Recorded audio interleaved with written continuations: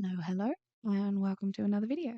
And in this one, we are looking at learning to use your Crayola crayons, which is a instruction guide from Finney and Smith, which becomes the Crayola company, all about how to use the crayons they manufacture. Crayola crayons have been in circulation since 1903. They are a well-loved product by children everywhere. And this book from 1977 is free on the Internet Archive, which I will share a link with. So if you are interested in that, I definitely recommend checking it out. It's a lot of fun.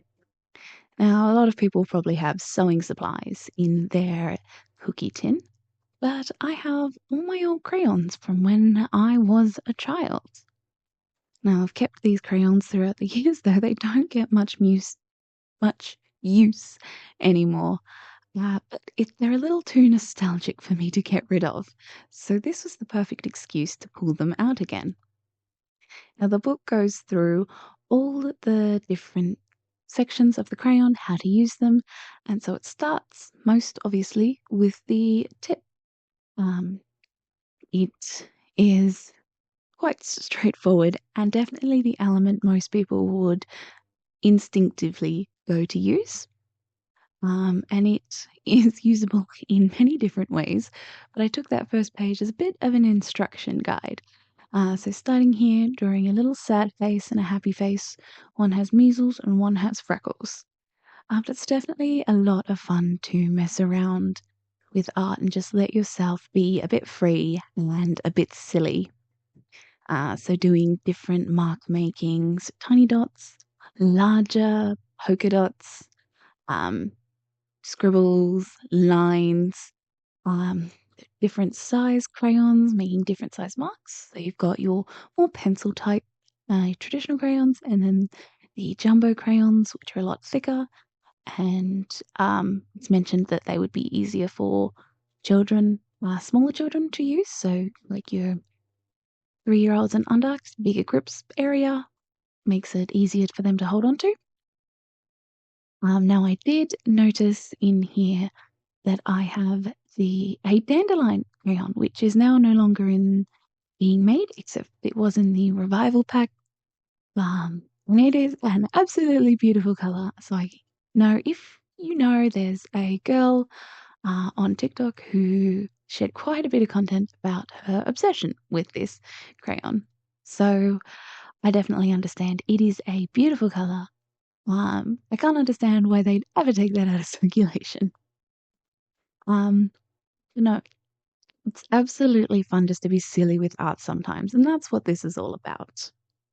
Now, the other part of the crayon you can use is the end. And I don't think I ever used the end as a kid, but that was actually pretty cool. It is a little bit more difficult than they make it seem. They just say to press and twist, and you'll get a nice circle. I found that not quite to be the case. Some of them, if you press, it rubs a bit. So there's like a right way to do the crayon. You get the hang of it after a little while. They've also have some recommendations. Why don't you tape 2 crayons together? Which I think is delightful.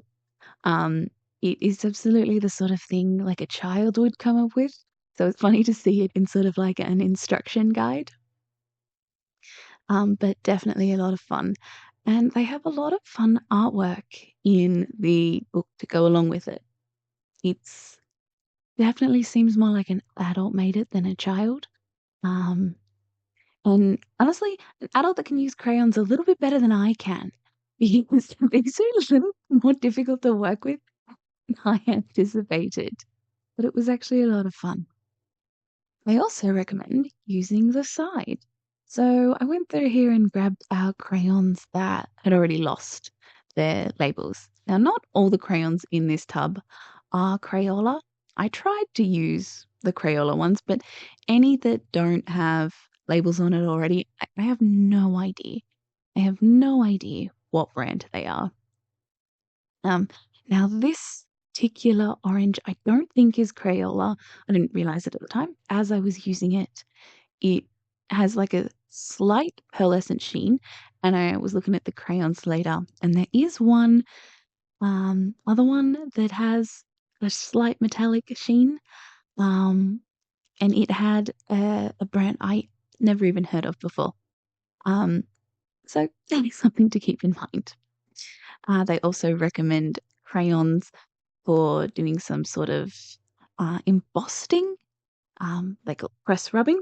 So I just grabbed what I had on hand, which is a funny little spoon ladle and a pin circle, um, just to get some shapes.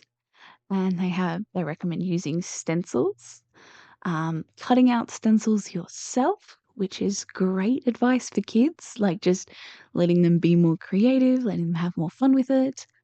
I just got a few stencils in a small pack, so it's almost like perfect timing.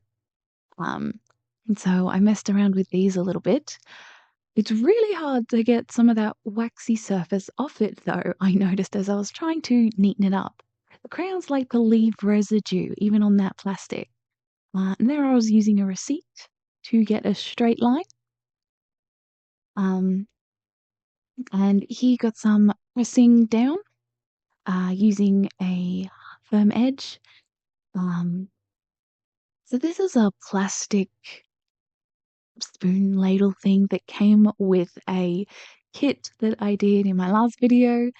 Um, basically, you use it to scoop up poured paint to pour over an item again. But it's got a nice defined edge and allows itself to be drawn without any risk of breaking or anything. It's thick plastic, but thin enough that it leaves like a nice narrow line. Um, and I discovered this is might be my like favorite way to use the crayons is scribbling over a shape that I've um cut out, sort of thing. Cut out's not the right word, but I had a lot of fun with this. The other style is line scratching and shapes. So you put down a color and scratch into it, which is like sgraffito in oil pastel. Um, that first color really did nothing. It was very, very, very pale color. So you can see how you scratch off it now, and you scratch off that first layer, and there's a little bit of color left behind. Um, you can actually scratch a whole lot of it off, which is quite interesting. I don't think I ever did that as a kid. And then they have some transferring of shapes. And this took me a little bit of a go to try and figure out, because I was doing it all sorts of wrong to start with. I didn't understand the instruction guide. This is written for children, and I did not understand it. So I had a 2B pencil on hand, which isn't the hardest pencil, but I definitely had softer ones. I don't know why I thought you drew it down and then covered over it, and that was going to you press that down, um, which was not what it was at all. And once I looked over it somewhere, I was like, oh no, you're supposed to. Oh, I see. um, so I got a little bit too much of the graphite came over there.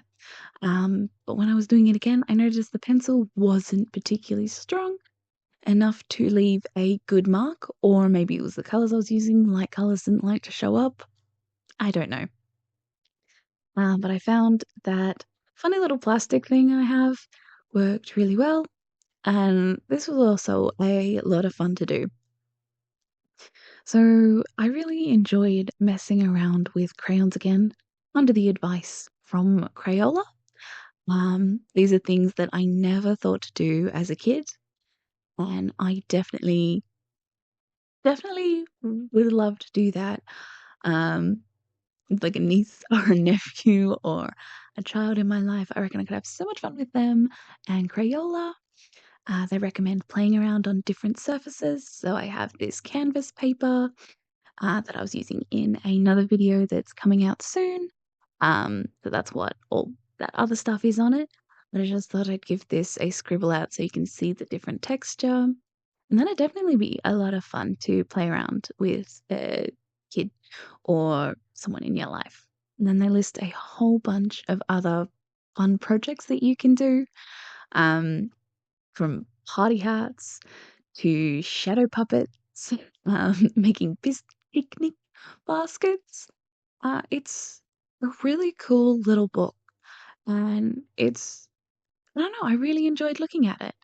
And I definitely recommend if you've got kids in your life and you've got crayons, definitely check it out.